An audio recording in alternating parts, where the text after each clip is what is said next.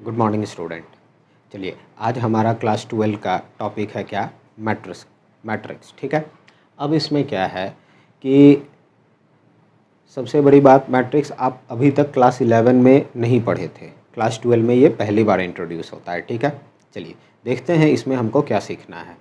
सबसे पहले आपका मैट्रिक्स में क्या होता है कि कोई भी नंबर जो है वो एक ब्रेसेस के अंदर में रखा जाता है, मतलब एक ब्रैकेट के भीतर में रखा जाता है। जैसे मान लीजिए कोई एक मैट्रिक्स ए है, ठीक है, ये मान लीजिए आपका ब्रेसेस दे दिया गया, इसी के भीतर में वो नंबर रहेगा।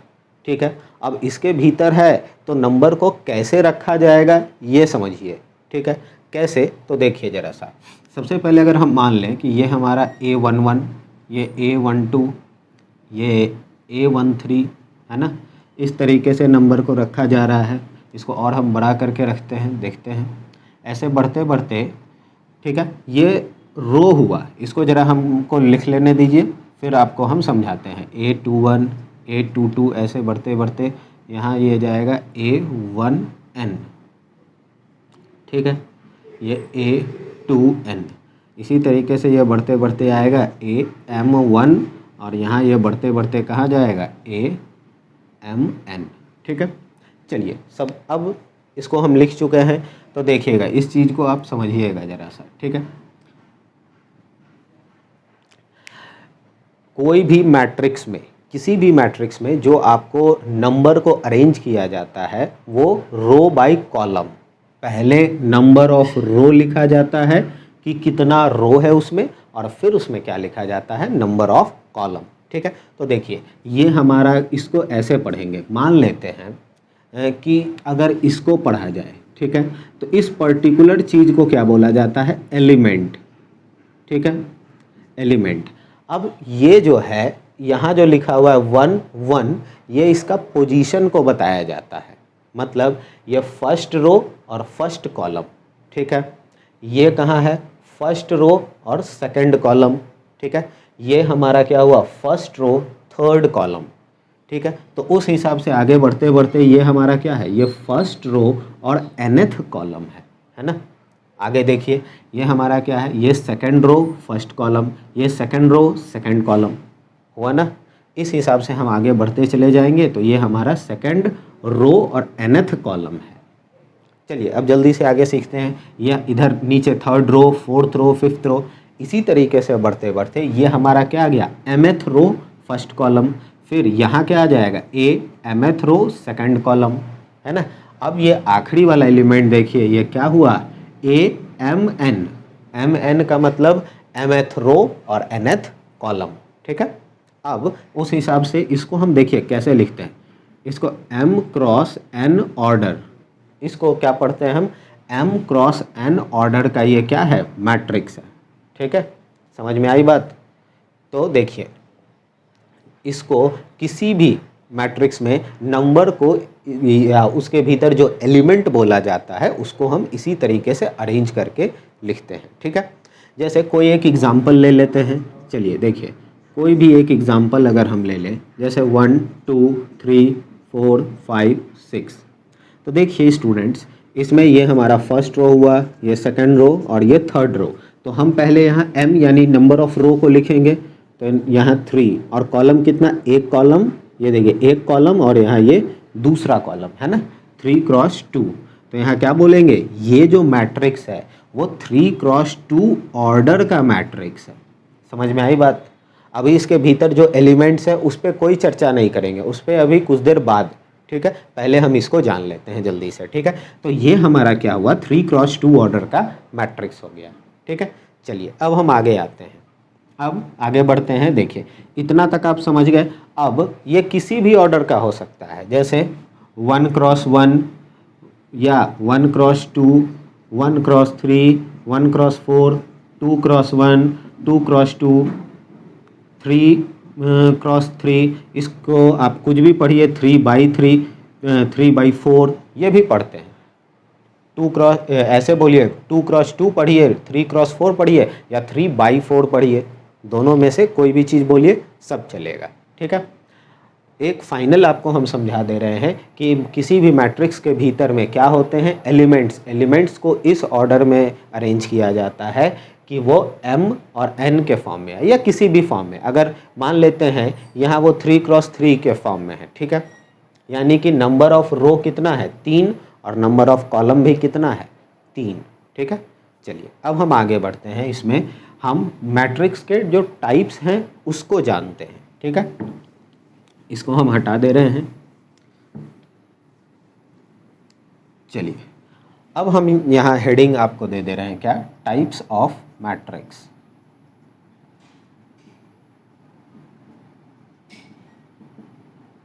टाइप्स ऑफ मैट्रिक्स पे आते हैं, ठीक है। सबसे पहला टाइप जो आता है वो आपका होता है स्टूडेंट्स, क्या, वो होता है स्क्वायर मैट्रिक्स, ठीक है। स्क्वायर मैट्रिक्स, स्क्वायर मैट्रिक्स देखिए सबसे पहले आप नाम से जानिए, नाम क्या है, स्क्वायर मैट्रिक्स, मतलब क्या, स्क्वायर क्या होता है, उसका लेंथ और ब्रेथ बराबर होगा। तो इसका इसमें क्या काम, इसमें काम इस तरीके से है कि मैट्रिक्स, वैसा मैट्रिक्स जिसका रो और कॉलम दोनों क्या हो जाए, इक्वल हो जाए, सेम हो। जहाँ पे आप ये समझिए कि number of row equal to number of column. समझ में आई बात। जैसे एक एग्जाम्पल के लिए आप यहाँ ऐसे ले लीजिए 1 2 3 4, ये 2x2 ऑर्डर का मैट्रिक्स हुआ ना, या आप ऐसे ले लीजिए 1 2 3 4 5 6 7 8 9, ये क्या हुआ 3x3 ऑर्डर का मैट्रिक्स है ना। अब चलिए, अब इसके बाद आगे आते हैं, ये हमारा स्क्वायर मैट्रिक्स, आप इसको याद रखिएगा, इस टाइप इसका इस्तेमाल अभी कुछ देर बाद आगे आना है, ठीक है। स्क्वायर मैट्रिक्स हो गया। स्क्वायर मैट्रिक्स के बाद आते हैं हम किस में, हॉरिजॉन्टल मैट्रिक्स में। ये हमारा अगला टाइप का है हॉरिजॉन्टल मैट्रिक्स। सब अपने नाम के अनुसार ही डिफाइन हो रहा है।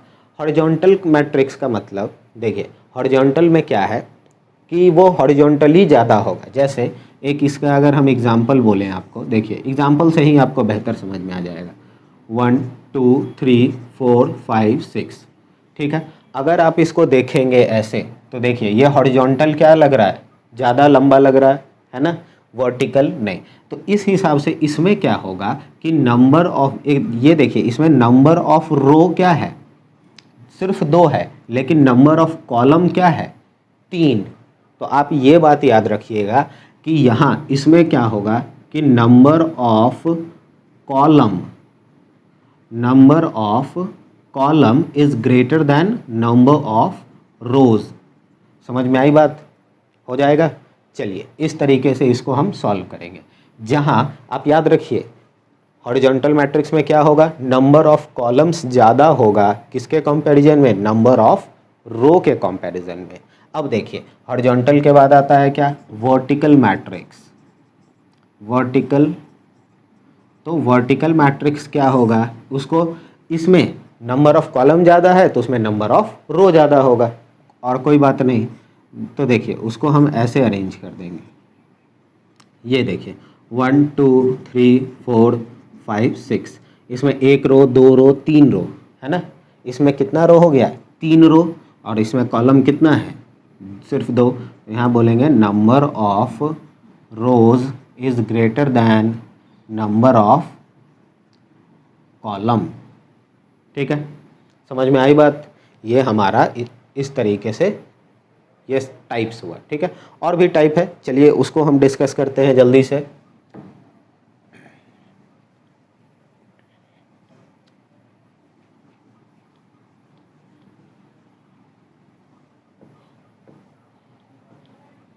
चलिए अगला टाइप आता है स्टूडेंट्स हमारा है, अगला टाइप का है हमारा रो मैट्रिक्स को जानना।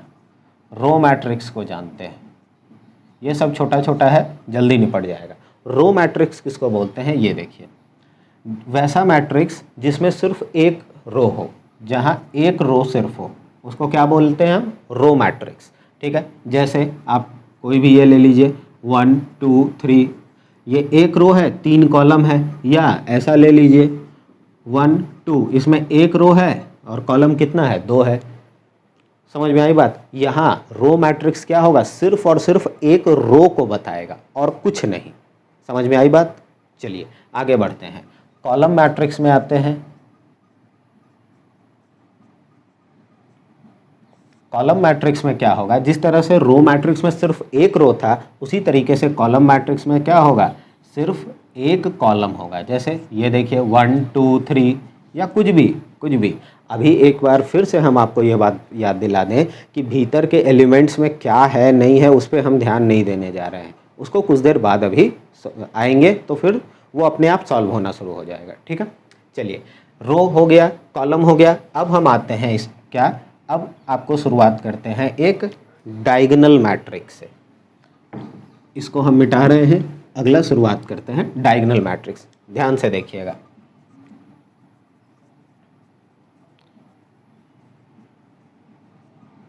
Diagonal matrix. देखिए डायगोनल मैट्रिक्स में क्या है, सबसे पहले आप याद करिए वापस, डायगोनल मैट्रिक्स को आपको याद करने के लिए स्क्वायर मैट्रिक्स याद रखना है। ठीक है, तो स्क्वायर मैट्रिक्स क्या था, आप जब भी स्क्वायर मैट्रिक्स हम बोलें तो आप 2x2 या 3x3 ऑर्डर का कोई भी मैट्रिक्स ले लीजिए। ठीक है, मेनली अधिकतर यही यूज होता है।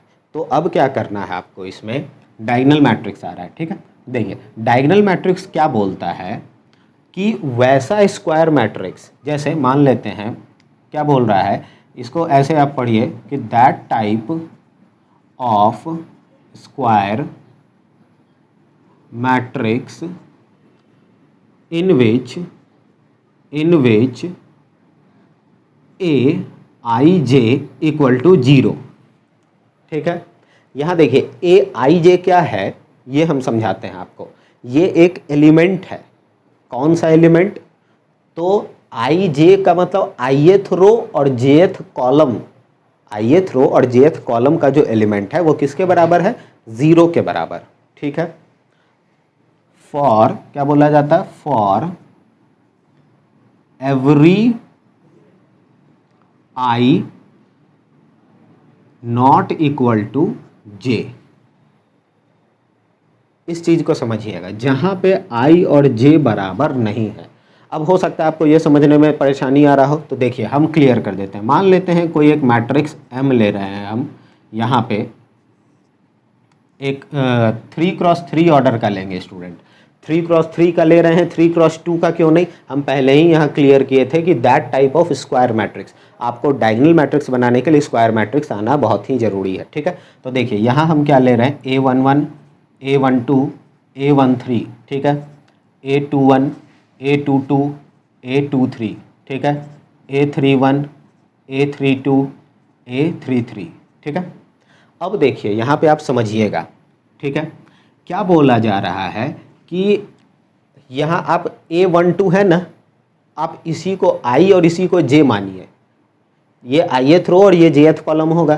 तो क्या बोल रहा है कि ये कोई भी, इसमें कोई भी एलिमेंट 0 होगा, लेकिन कौन सा, सारा क्या नहीं, कौन सा, जहाँ I और J आपस में बराबर नहीं है। समझ में आई बात। तो यहाँ देखिए, यहाँ आप इस शुरुआत वाले को I मानिए और बाद वाले को J मानिए। तो यहाँ पे क्या है स्टूडेंट्स कि I और J आपस में बराबर है, तो क्या ये 0 होगा, नहीं, बिल्कुल नहीं। ठीक है, अभी इसको हटाते हैं।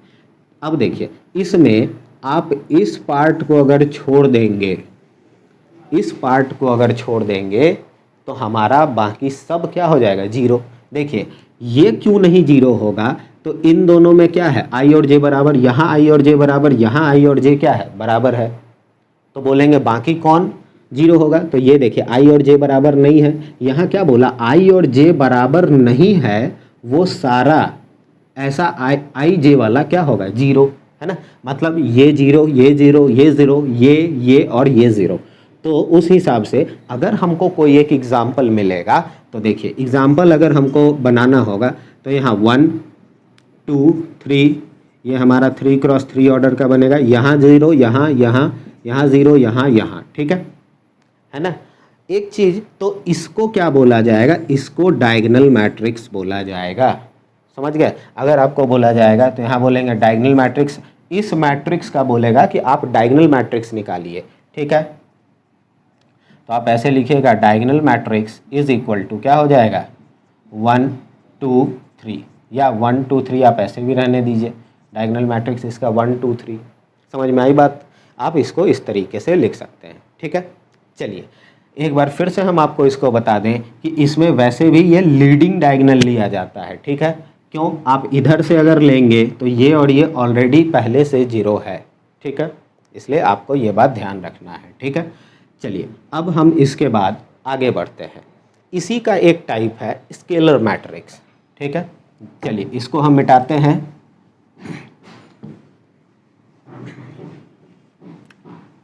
आइए स्केलर मैट्रिक्स को जानते हैं स्टूडेंट्स। स्केलर मैट्रिक्स, अब देखिए, अब आपको अभी पता चल चुका है कि जो हमारा डायगोनल एलिमेंट्स है, जो हमारा डायगोनल एलिमेंट है वो क्या होगा कि i और j जहाँ इक्वल नहीं है वो सारा वैल्यू क्या हो जाएगा, 0। उसी तरीके से आपको एक एग्जाम्पल के थ्रू ही हम समझा दे रहे हैं।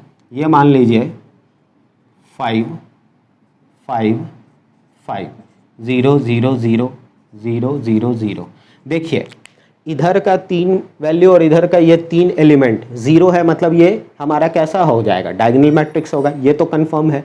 अब क्या है, यहाँ 5 यहाँ 5 यहाँ 5 है ना, मतलब जहाँ पे वैसा डायगोनल मैट्रिक्स जिसका तीनों एलिमेंट, तीनों लीडिंग डायगोनल का एलिमेंट क्या हो, सेम हो, उसको क्या बोलेंगे हम, स्केलर मैट्रिक्स बोलेंगे। समझ में आई बात? अच्छा, स्केलर मैट्रिक्स के साथ साथ एक और आता है, उसको भी आप जान लीजिए, आइडेंटिटी और यूनिट मैट्रिक्स। ठीक है, ये जानिए ऐसे, यहाँ 1 1 1 0 0 0 0। ये देखिए यहाँ भी आप कहेंगे कि सर ये 3 एलिमेंट 0 है और ये 3 एलिमेंट 0 है, मतलब क्या है कि ये हमारा क्या होगा, आइडेंटिटी या यूनिट मैट्रिक्स होगा, है ना। लेकिन आप जानिए ये हमारा डायगोनल मैट्रिक्स तो है ही साथ ये स्केलर मैट्रिक्स भी है, और उसके साथ साथ क्या है, यूनिट मैट्रिक्स। अब एक सवाल यहाँ पे आता है स्टूडेंट कि क्या इसको हम स्केलर मैट्रिक्स बोल सकते हैं क्या? हाँ बिल्कुल बोल सकते हैं। स्केलर मैट्रिक्स में क्या होना चाहिए कि लीडिंग डायगोनल का तीनों एलिमेंट सेम आना चाहिए। तो देखिए यहाँ पे ये लीडिंग डायगोनल का तीनों एलिमेंट क्या है, सेम है ना। जिस तरीके से ये तीनों सेम है उसी तरीके से ये, तो यूनिट मैट्रिक्स को हम स्केलर मैट्रिक्स बोल सकते हैं, लेकिन स्केलर मैट्रिक्स को यूनिट मैट्रिक्स नहीं बोल सकते हैं। स्केलर मैट्रिक्स में सिर्फ एक ही केस में यूनिट मैट्रिक्स होगा, जब तीनों क्या आ जाएगा, 1 आएगा। समझ में आई बात? अदरवाइज नहीं। ठीक है, चलिए ये सब टाइप है छोटा छोटा। अब चलिए अब आगे बढ़ते हैं। ठीक है,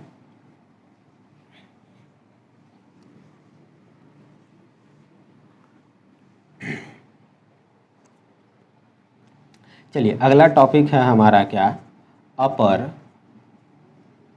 ट्रायंगुलर मैट्रिक्स। ठीक है, इस टाइप के क्वेश्चन को जानिए। ठीक है, अब देखिए अभी भी अब हमारा डायगोनल मैट्रिक्स या उससे रिलेटेड जो भी चीज़ था उसको हम पीछे छोड़ देते हैं। अब वापस से आपको आना होगा कहाँ, स्क्वायर मैट्रिक्स पे। ठीक है, स्क्वायर मैट्रिक्स पे आप वापस आ जाइए। ठीक है, स्क्वायर मैट्रिक्स आपको याद होगा कि किस ऑर्डर का था, तो जिसका हमारा 2x2 हुआ, 3x3, 4x4, तो इसमें मेनली हम यूज करते थे क्या कि जो सेम ऑर्डर का मैट्रिक्स हो। ठीक है, 2x3 और 3x3 हम बताए कि वो सबसे ज़्यादा यूज होता है, तो हम उसको एग्जाम्पल में लेंगे। यहाँ देखिए अपर ट्रायंगुलर मैट्रिक्स। ठीक है, आते हैं हम, हमारा क्या है, आप मान लेते हैं एक एग्जाम्पल लेते हैं हम यहाँ पे। इसमें क्या होगा कि फॉर एनी या कोई भी स्क्वायर मैट्रिक्स, चलिए जैसे आप मान लेते हैं एक एग्जाम्पल ही पहले आपको हम बता दे रहे हैं, फिर हम इसका आपको डेफिनेशन बताएंगे। ठीक है, देखिए मान लेते हैं कि यहाँ पे ये A11 है, ये A12 है, ये A13 है, ये A21 है, ये A22 है और ये A23 है, ये A31 है, ये A32 है और ये A33 है ना। अब ये देखिए ये किस ऑर्डर का है, तो 3 रो और 3 कॉलम, 3x3 ऑर्डर का मैट्रिक्स है। ठीक है, अब जरा सा समझिए इस बात को। यहाँ क्या बोलता है,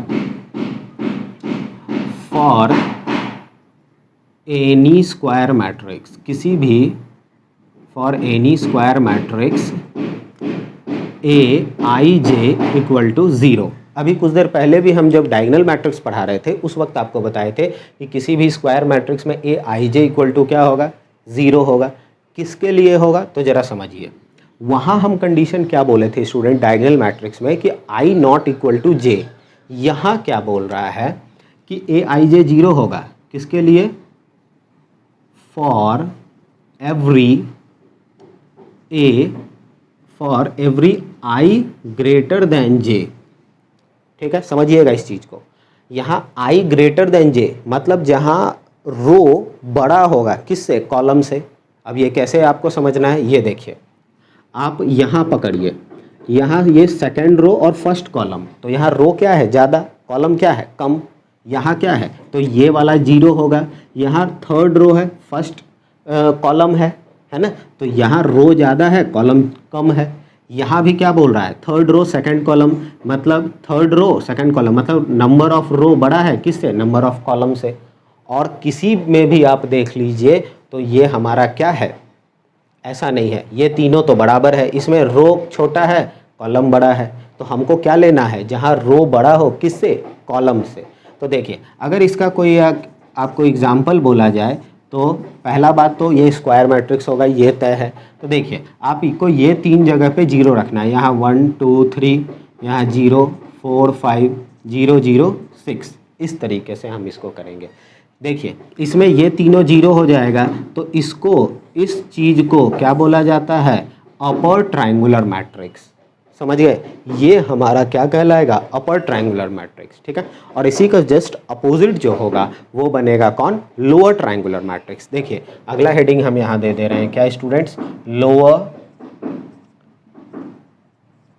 ट्रायंगुलर मैट्रिक्स। ठीक है, लोअर ट्रायंगुलर मैट्रिक्स में क्या होगा, जैसे चीज़ यही है, इसमें क्या हो जाएगा, इसमें भी ए आई जे इक्वल टू 0, लेकिन यहाँ for every I greater than J है, तो यहाँ क्या हो जाएगा, for every I less than J. जहाँ जहाँ आई मतलब रो कम हो किससे, कॉलम से, तो वो देखिए कहाँ है, यहाँ यहाँ और यहाँ।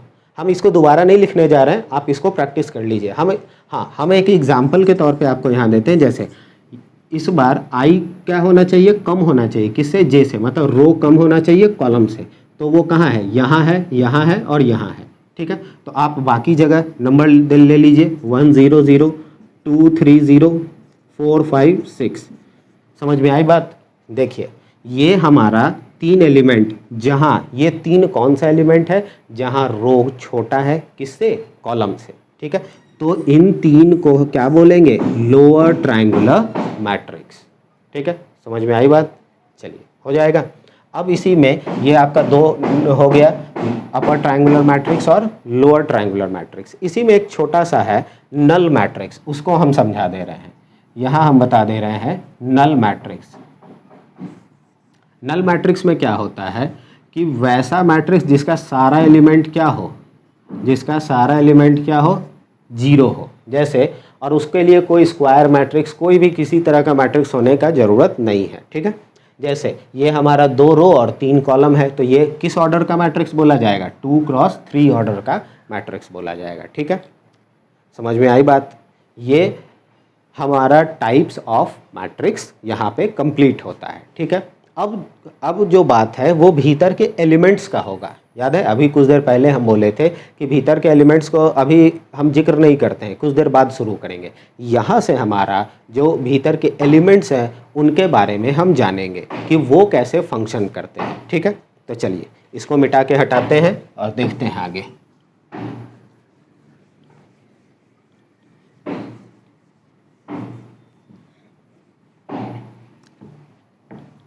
चलिए अब यहाँ पे हम फंक्शन देखते हैं। इसमें सबसे पहला क्या आता है हमारा स्टूडेंट्स, वो है equality of matrix. Equality of matrix. ठीक है, इक्वलिटी देखिए आप नाम से ही समझ गए होंगे कि अच्छा इक्वलिटी बोला जा रहा है मतलब इक्वल करना है। ठीक है, जैसे आप बचपन में पढ़ चुके हैं कि अगर जैसे इधर 2x है इक्वल टू 10 बोल रहा है। ठीक है, 2x इक्वल टू क्या बोला जा रहा है, 10। इसका मतलब कि 2 टाइम्स जो x है वो किसके बराबर है, 10 के बराबर। तो ठीक वैसा ही यहाँ कुछ यूज में आएगा। देखिए मान लेते हैं कि अगर कोई एक मैट्रिक्स A है, ठीक है, ये हमारा 2x3 ऑर्डर का है। यहाँ 1 2 3 5 4 6 इस तरह से दिया है। ठीक है, अब यहाँ क्या बोल रहा है कि कोई एक मैट्रिक्स ये है, यहाँ पे इस तरह से लिखा है ABCD। ठीक है, अब ज़रा देखिए ये हमारा किस ऑर्डर का मैट्रिक्स है, 2x2। अगर आपको बोलेगा कि अब इन ये दोनों मैट्रिक्स, आपको पहले तो ये बोलेगा कि आप बताइए कि क्या ये और ये मैट्रिक्स हमारा इक्वल हो सकता है, इक्वलिटी को बता रहा है, क्या साबित कर रहा है इक्वलिटी को, तो हम कहेंगे नहीं, बिल्कुल नहीं। क्यों ऐसा है स्टूडेंट्स, देखिए ये हमारा 2x3 ऑर्डर का है और ये 2x2 ऑर्डर का मैट्रिक्स है। मैट्रिक्स, पहला बात आप याद रखिए कि इक्वलिटी को तभी साबित करेगा जब दोनों का ऑर्डर क्या हो, सेम हो, अदरवाइज वो नहीं होगा। ठीक है, अगर इसी में हम ऐसे लिख देते हैं और स्टूडेंट्स ये देखिए क्या E और F, ठीक है, तब ये 2x3 ऑर्डर पे आता है ना, तब ये क्या हो जाता है, तब हम कहते हैं कि हाँ ये 2x3 है, ये भी 2x3। अच्छा, ऐसा नहीं कि ये हमारा 2x3 हो और ये 3x2 हो, कह देंगे कि इक्वल है, नहीं, ऑर्डर अलग है। याद रखिएगा पहला और आखिरी बात कि ऑर्डर दोनों तरफ का क्या होना चाहिए, सेम होना चाहिए। देखिए हम इस बात पे इसलिए जोर दे रहे हैं कि आपको अभी आगे यही सब चीज़ आएगा और सॉल्व करने के लिए। ठीक है, जब हम एडिशन ऑफ मैट्रिसेस या सब्ट्रैक्शन ऑफ मैट्रिसेस पढ़ेंगे तब। ठीक है, चलिए देखिए यहाँ पे तो क्या बोलेंगे उस हिसाब से। अब बोलेंगे कि क्या ये दोनों मैट्रिक्स इक्वलिटी को बता सकता है, हाँ ज़रूर बताएगा। अब देखिए, अब दूसरा टाइप का क्वेश्चन क्या बोलेगा कि बताइए ए और बी मैट्रिक्स अगर आपस में इक्वल है तब आप ये small A small B small C D small E small F का वैल्यू निकालिए। तो आप ये तो सिंपल सी बात जान रहे हैं, क्या होगा, 1 किसके बराबर हो जाएगा, ए के, 2 किसके बराबर हो जाएगा, बी के। आप इस तरीके से इसको अरेंज कर सकते हैं। समझ में आई बात, मतलब इसका फर्स्ट रो फर्स्ट कॉलम इसके फर्स्ट रो फर्स्ट कॉलम के बराबर। अब बोलेगा कि इसमें आप डी का वैल्यू बताइए, तो ये क्या है, ये सेकंड रो सेकंड कॉलम, तो यहाँ सेकंड रो सेकंड कॉलम कौन होगा, 4। समझ में आई बात, इस तरीके से ये सॉल्व होता है। ठीक है, इस पे बेस्ड बहुत सारे क्वेश्चन हैं, आप इसको बना सकते हैं। ठीक है, चलिए अब हम आगे आते हैं। क्या, 2 टॉपिक अभी हम इस वीडियो में और कवर करेंगे, एक एडिशन ऑफ मैट्रिसेस और दूसरा सब्ट्रैक्शन ऑफ मैट्रिसेस। ठीक है, चलिए आइए अगला टॉपिक हमारा है क्या स्टूडेंट, एडिशन ऑफ मैट्रिसेस। ठीक है, 2 मैट्रिक्स का हम एडिशन पढ़ेंगे। ठीक है, एक चीज़ पहले आप जान लीजिए कि 2 मैट्रिक्स को तभी ऐड किया जा सकता है जब दोनों क्या हो, सेम ऑर्डर का मैट्रिक्स हो। जैसे आप ये देखिए, अगर हम बोलें कि एक मैट्रिक्स ए है हमारा 1 2 3 4 5 6, ठीक है, और एक मैट्रिक्स बी हमारा क्या है 2 3 7 8, अगर इस तरीके का है, ठीक है, तो ये हमारा किस ऑर्डर का है, 2 रो और 3 कॉलम, तो 2 इंटू 3 या 2/3 बोलेंगे, और इसको क्या बोलेंगे 2/2, है ना। तो क्या बोलेंगे कि ये दोनों हमारा सेम, और ये ऐड हो पाएगा क्या, नहीं, ये हमारा ऐड नहीं हो सकता है। ठीक है, अब देखिए तो इसको ऐड होने के लिए क्या करना होगा, जैसे ये 2x3 ऑर्डर का है तो इसको भी 2/3 ऑर्डर का बनाना होगा। यहाँ कुछ भी डाल दीजिए, 5 6 डाल देते हैं, तो ये हमारा 2/3 ऑर्डर का मैट्रिक्स हो गया। ठीक है, अब अगर हमको a प्लस बी करना है, ठीक है, तो क्या करना होगा, 1 के साथ 2 ऐड करना होगा, ये ऐसे होगा 1 + 2, फिर ये 2 + 3, यहाँ 2 + 3। ठीक है, अब देखिए सबसे पहली बात तो आपको ये दोनों सेम ऑर्डर का मिल गया। अब उसके बाद ऐड कैसे होता है, तो कॉरस्पॉन्डिंग एलिमेंट ऐड होता है, फर्स्ट रो फर्स्ट कॉलम इसके फर्स्ट रो फर्स्ट कॉलम के साथ, वही काम हम यहाँ पे किए हैं। ठीक है, अब इसके लिए क्या होगा, third row third column, sorry third row third column इसका, और इसका भी थर्ड रो थर्ड कॉलम, यानी 3 + 5। उसी तरीके से यहाँ क्या हो जाएगा 4 + 7, यहाँ क्या होगा 5 + 8, यहाँ क्या होगा 6 + 6, तो ये क्या हो जाएगा 3, यहाँ 5, यहाँ 8, यहाँ 11, यहाँ 13, यहाँ 12। समझ में आई बात, ये हमारा क्या हो गया a + b, यानी 2 मैट्रिक्स को हम ऐड किए। ठीक है, अब कुछ प्रॉपर्टी होता है हमारा इसका, उसको सीखते हैं। ठीक है, जैसे आपको अगर बोला जाए कि प्रॉपर्टीज ऑफ मैट्रिक्स, ठीक है, तो जैसे इसमें हमारा पहला प्रॉपर्टी क्या होता है ये जानिए। ठीक है।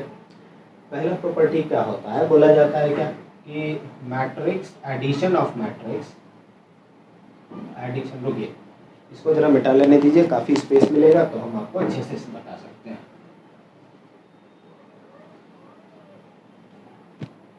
क्या है, पहला प्रॉपर्टी होता है स्टूडेंट कि addition of matrix is associative. Associative, ठीक है। एसोसिएटिव मतलब क्या, ये देखिए अगर आप a प्लस बी करें या b प्लस ए करें, ये दोनों एक दूसरे के क्या होगा, इक्वल होगा। a प्लस बी कीजिए या b प्लस ए कीजिए, दोनों एक दूसरे के क्या होगा, इक्वल होगा, ठीक है। अब जरा देखिए दूसरा क्या बोला जाता है कि यही सेम बात कि addition of matrix is commutative. Commutative, ठीक है, मतलब a plus B plus C is equal to A plus B plus C. यहाँ देखिए तीन मैट्रिक्स को ऐड करने की बात हो रही है ना, तीन मैट्रिक्स को जोड़ा जा रहा है। जैसे तीन मैट्रिक्स में पहले बी प्लस सी को आप जोड़िए और फिर जो रिजल्ट आएगा उसको ए से जोड़िए, ठीक है। या आप ए और बी को पहले जोड़िए और फिर जो रिजल्ट आएगा उसको किस में ऐड करिए, सी में ऐड कर दीजिए, ठीक है। चलिए आगे आते हैं, तीसरा क्या बोला जाता है, एक कैंसलेशन लॉ आता है इसके प्रॉपर्टी में, जैसे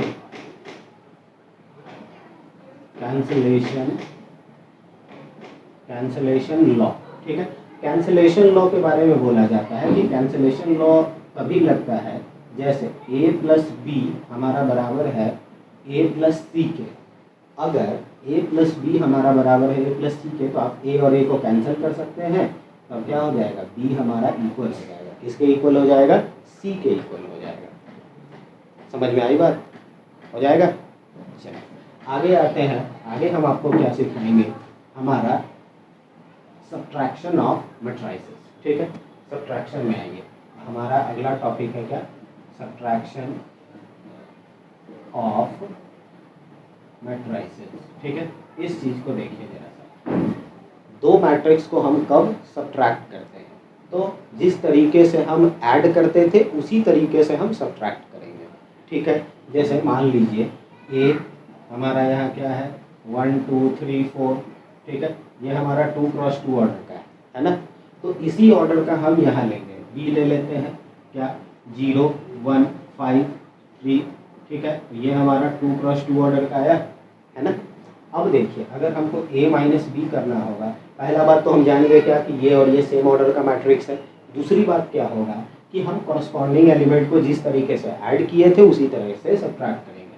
तो यहाँ क्या होगा, देखिए 1 माइनस 0, ये 2 माइनस 1, यहाँ क्या है 3 माइनस 5 और 4 माइनस 3, तो क्या बच जाएगा, देखिए यहाँ 1, यहाँ भी 1, यहाँ -2 और यहाँ 1, ठीक है। ये हमारा क्या हुआ, दो मैट्रिक्स को हम क्या किए, यहाँ पे सब्ट्रैक्ट किए। समझ में आई बात।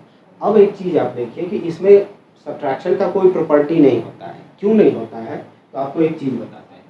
जैसे देखिए अगर आप a प्लस बी करते हैं तो वो b प्लस ए के बराबर होता है, लेकिन a माइनस बी करिएगा तो क्या वो b माइनस ए के बराबर होगा, नहीं होगा, ये क्या होगा, इक्वल नहीं होगा। समझ में आई बात। इस तरीके से ये हमारा क्या होगा,